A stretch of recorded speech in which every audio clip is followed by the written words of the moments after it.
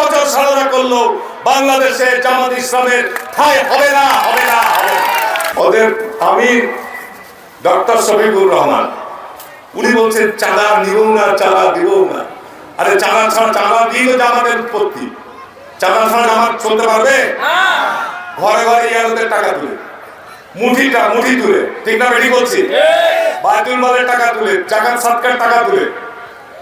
চাঁপাইনবাবগঞ্জে আমি এই মঞ্চে দাঁড়িয়ে বলে যাচ্ছি, এই যে আপনার নগরগঞ্জ থেকে আমরুরা রোডে যে অটোরাইজ মিলগুলো আছে, অনেকগুলো অটোরাইজ মিলের আপনার ইসলামী ব্যাংক থেকে ঋণ নিয়ে তারা চালাচ্ছে।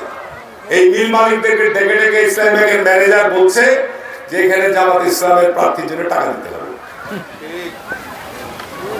ভাই, দেশটা এতটুকু, আমি কিছু অনিয়ম করলে কিন্তু এটা মানুষ জানবে, আপনারা কেউ কিছু অনিয়ম করলেও জানবে, ঠিক না বেটি?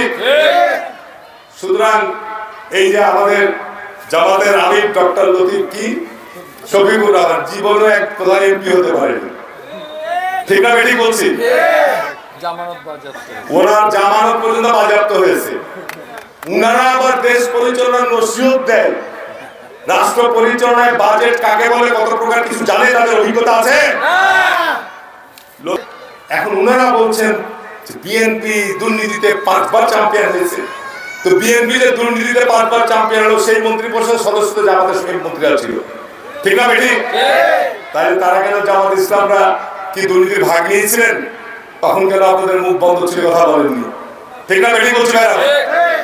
বিএনপির বিরুদ্ধে সমালোচনা করার আগে নিজের পাছা আগে ভালো করে দেখেন। বাংলাদেশে জামাত ইসলাম তৈরি হওয়ার পর পাকিস্তান আমল থেকে এ যাবৎ মুনাফিকি ছাড়া তাদের দ্বিতীয় কোনো চরিত্র নয়।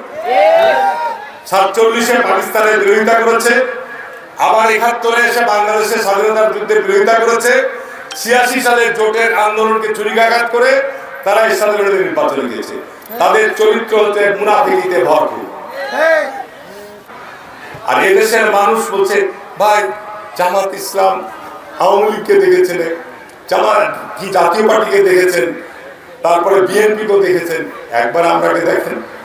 এর উত্তরটা আপনারা দিয়েন যে ভাই তোমরা কিন্তু 71 সালও দেখেছি, 86 সালও দেখেছি। 71 সালে এদেশের মুক্তিযোদ্ধাদেরকে হত্যা করেছে জামাত ইসলাম, ঠিক। এদেশের মুক্তিযোদ্ধাদের বাড়ি ঘরে আগুন দিয়েছে জামাত ইসলাম, ঠিক। এদেশের মা বোনদেরকে, যুবতী মা বোনদেরকে পাকিস্তানের ক্যাম্পে তুলে দিয়েছে এই এলাকাররা। এই বাংলাদেশের 7 জন যে বীরশ্রেষ্ঠ, তার মধ্যে অন্যতম বীরশ্রেষ্ঠ ক্যাপ্টেন মহিউদ্দিন জাহাঙ্গীর 14 ডিসেম্বর রাজাকারদের গুলিতে নিহত হয়েছে। বাংলাদেশের স্বাধীনতায় যারা বিশ্বাস করেননি, মানচিত্রই যারা চাননি, পতাকায় যারা চাননি, এখন আপনারা সাধু হয়ে গেলেন যে এখন যে বাংলাদেশের ক্ষমতা চাই। আরো 100 বছর সাধনা করলো বাংলাদেশে জামাত ইসলামের ঠাঁই হবে না, হবে না, হবে না।